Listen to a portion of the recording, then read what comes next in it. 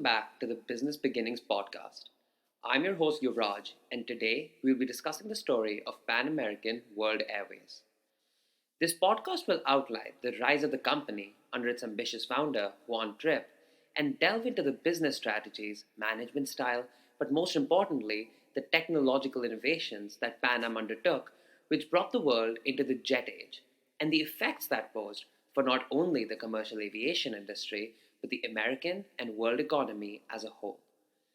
This story is of utmost contemporary importance, with the commercial air travel industry being a pillar of the modern world economy.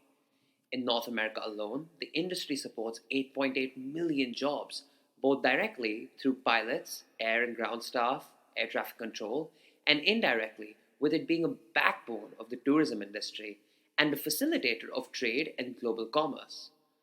The global economy relies on the commercial aviation industry, with roughly 4% of the global GDP stemming from the industry. And this was seen rather recently with the effects of commercial flights being halted due to COVID-19.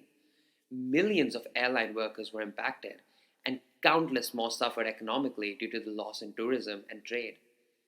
Hence, it is essential to unpack what Juan Trippe himself signaled, the shrinking of the earth, and how it contributed to the globalized world where we live.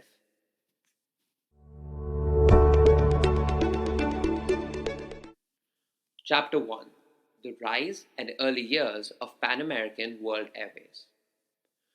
Juan Trippe was a Yale graduate with a fascination for aviation and the economic possibilities of commercial air travel. He founded a small airline called Colonial Air Transport in 1925 at the age of just 26. Trippe, ever ambitious, broke away from his own airline and used his connections from Yale and some rather tactical political maneuvering to secure funding of $300,000 to create a new company called the Aviation Corporation of America. Trippe then merged this new company with two competing airliners to form Pan American World Airways as we know it today. In 1927, Pan Am was awarded the first contract to deliver U.S. mail to Cuba, and as such, on the 19th of October 1927, the United States' first scheduled international flight took off from Key West, Florida to Havana, Cuba. Over the next few years, Pan American expanded throughout Central and Latin America by being awarded more and more lucrative airmail routes by the Postmaster General. The United States government, in this way, played a vital role in the rise of Pan Am by making the airline the quote-unquote chosen instrument, as stated by historian Carl Solberg, of international U.S. aviation dominance. However, far from being a product of mere handouts, Trippe also asserted his dominance in the region through an aggressive acquisition strategy of buying out smaller carriers in an effort to beat out the competition and bypass national laws. One such case was Mexico, which at the time did not permit international airlines to operate within the country. So, to circumnavigate this, Pan Am acquired a small airline called CMA, which allowed it access through Mexico. Hence, by 1930, due to being the chosen instrument and by absorbing all its competition in one way or another, Pan Am was already the world's largest airline and held a monopoly of all U.S. international trade routes. The 1930s saw the early signs of technological innovation by Pan American. This occurred with the introduction of the Clipper, or large flying boats that could traverse the Caribbean non-stop. The Clipper set Pan Am on the path of world domination, and in 1935, Pan American launched its Pacific routes to China and the fringes of the American Empire, to Guam and the Philippines. However, it wasn't until 1939 that Pan American began the first regularly scheduled passenger and airmail transatlantic flight to Britain and France. Pan America's hegemony on the Caribbean and Latin American routes, along with its trans-Pacific and Atlantic successes of the late 1930s, can be seen as coinciding with the ascendancy of the United States as a global superpower on the eve of the Second World War. The US had asserted its dominance in the air and spread its sphere of influence, with Pan Am being a principal flag bearer. But this would all change with the coming of the Second World War.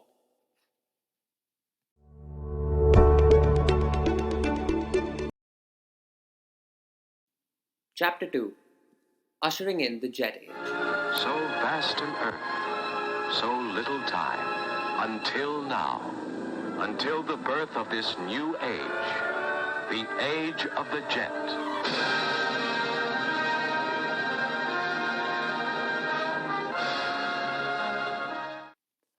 Although passenger numbers steadily increased across all its routes, owing mainly to tourism becoming more popular in Central and Latin America, revenue from airmail still made up almost half of Pan America's revenue until 1942.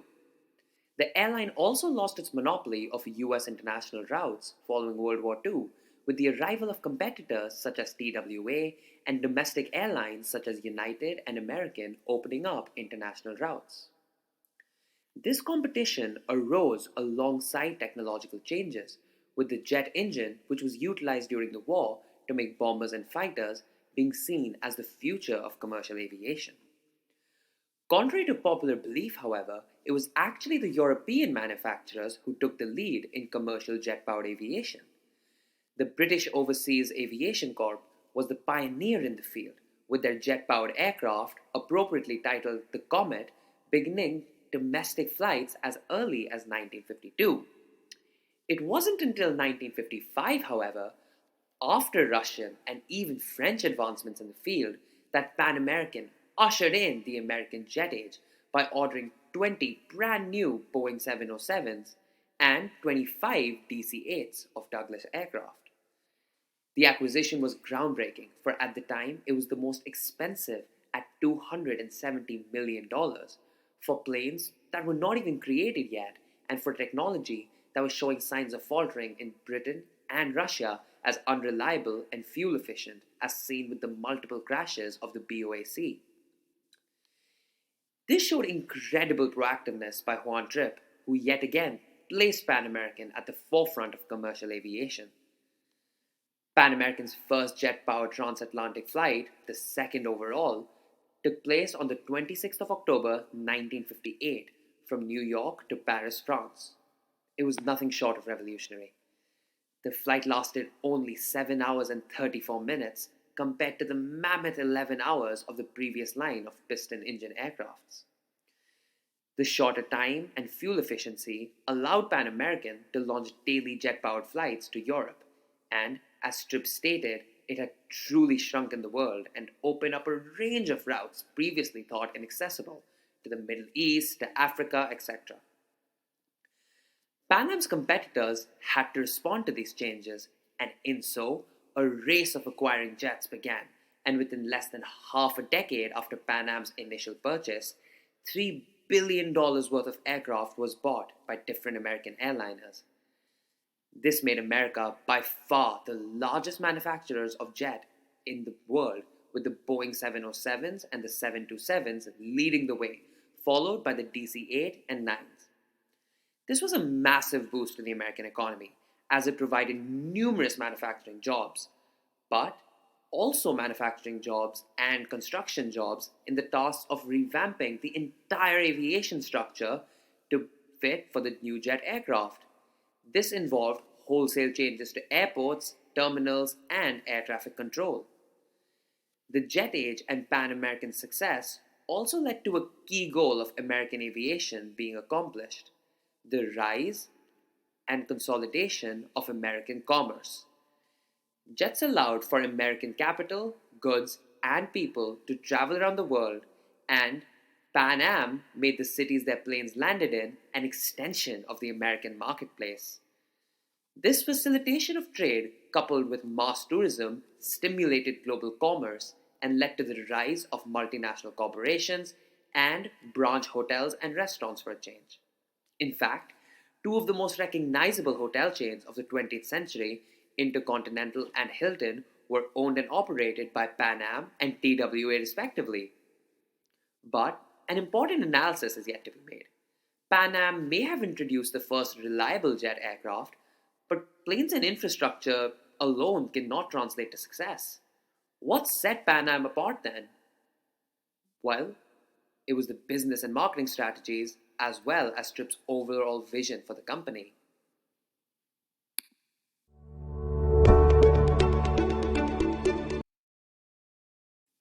Chapter 3: Pan Am as a brand, and changing perceptions of aviation.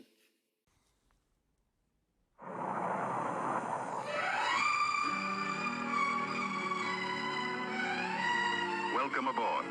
Welcome aboard the spacious cabin, attractively decorated, air-conditioned but draft-free.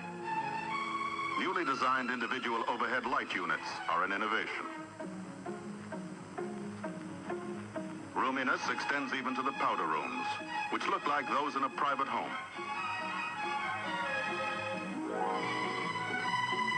And a new sensation, complete absence of vibration.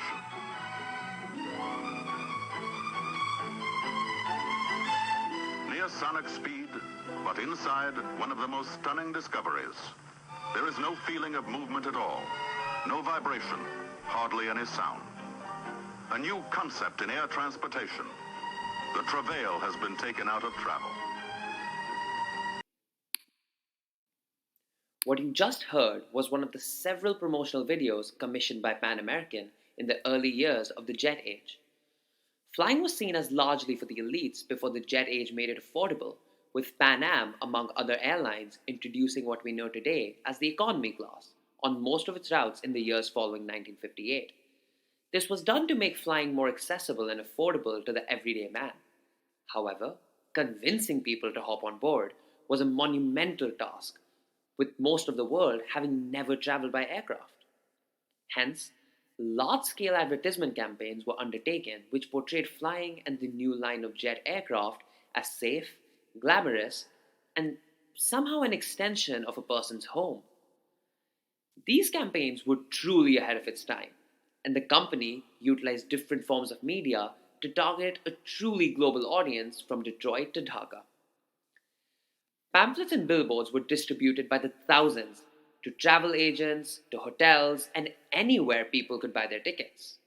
There were billboards erected across the world, and even TV ads in the late 1950s were done to showcase Pan American superiority. There were even sponsorships in packets of Kellogg's cereal. But the most common method was large magazine cutouts in the most common magazines such as Life and New York Times. The goal was to reach as many people and educating them while also showcasing the glitz and glamour of travel with the gorgeous air staff, the high quality meals, the comfortable seats, all aboard the safest, fastest planes ever seen, and now at a cut price. The results were astounding, with passenger numbers increasing fivefold from 1955 to 1972, making it the most profitable era for Pan American. Bringing in customers was part of the task. Retaining them and maintaining customer loyalty was equally important. This was accomplished through an emphasis on customer service and passenger experience. Pan American erected large terminals with lounges where customers could experience that glitz and glamour before they even got on a plane. Further, as mentioned in the previous chapter, Pan American had its own chain of hotels. So, theoretically, you could have your own vacation, the entire thing, and never leave the Pan American bubble. This was done to make people believe that Pan American was the place to go for traveling. Further, the air hostesses were culturally diverse and spoke multiple languages, and on certain routes, native air hostesses were hired to further that idea that Pan American was your home away from home. Using these techniques, Pan American became a global recognizable brand in the way Coca-Cola is today, with the blue uniforms of its air hostesses being iconic, along with the Pan Am bag, which had such a cult following that it was counterfeited in the back streets of Lahore and Tokyo. Pan Am thus created a brand which people identified with and adored for, as mentioned above, safety, glamour, and prestige. And for Americans in particular, as we will delve into the next chapter, patriotism. Pan American's business strategy in terms of acquisitions and diversification, along with its impeccable brand management, made it a seemingly unbeatable organization.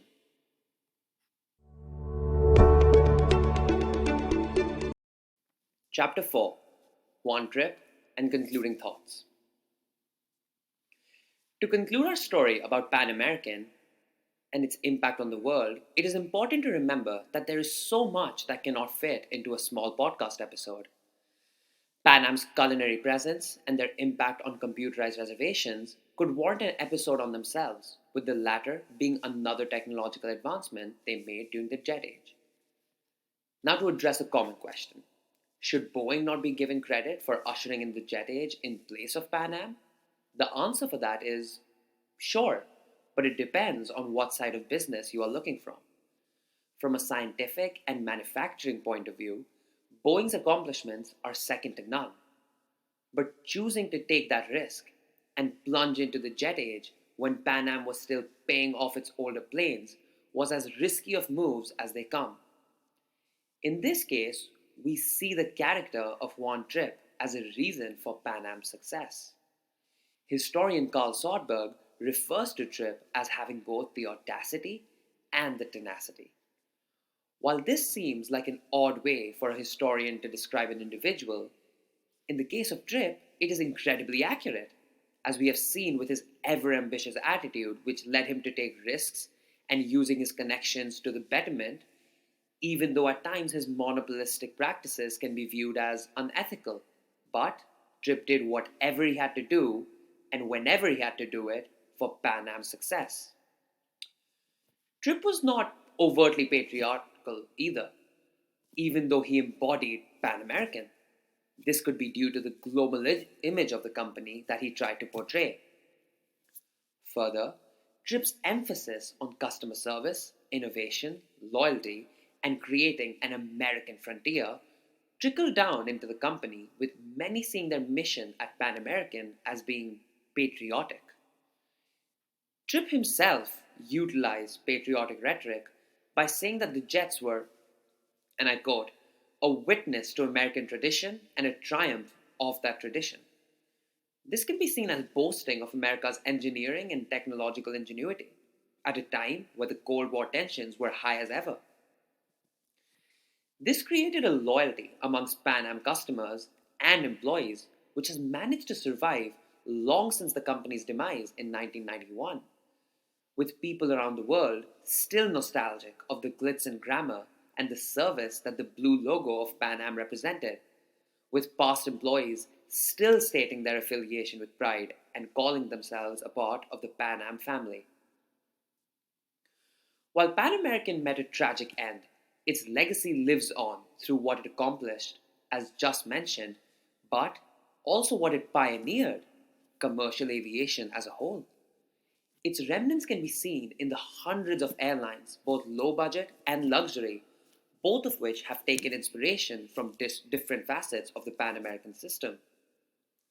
Luxury airlines have built on the glitz and glamour of Pan American, building their own lounges and terminals, whereas low budget airlines have taken into account the small routes that Juan Trippe pioneered from Havana and Nassau, small routes that not a lot of carriers operate, which make them profitable, but also with the economy class, which is also something Pan American tried to do and succeeded. Further, the globalized, fast paced, and interconnected world we live in is a direct consequence of the jet age, as already mentioned, and what Trippe described as shrinking the world. We hence owe it to Trippe and other jet age pioneers for the world we live in, and hence, one of Trippe's quotes, and I quote,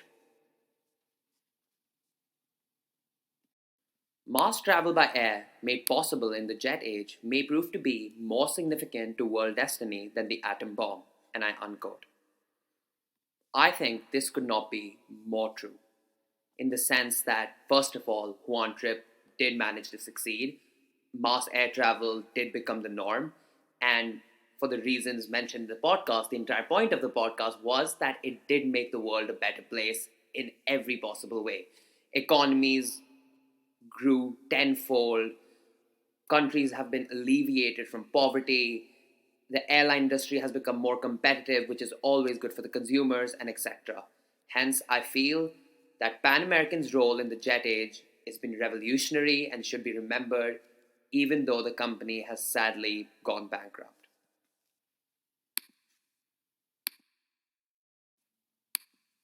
Thank you for listening. Have a wonderful day. I will see you next week when we talk about India's native soda market after the banning of Coca-Cola and Pepsi.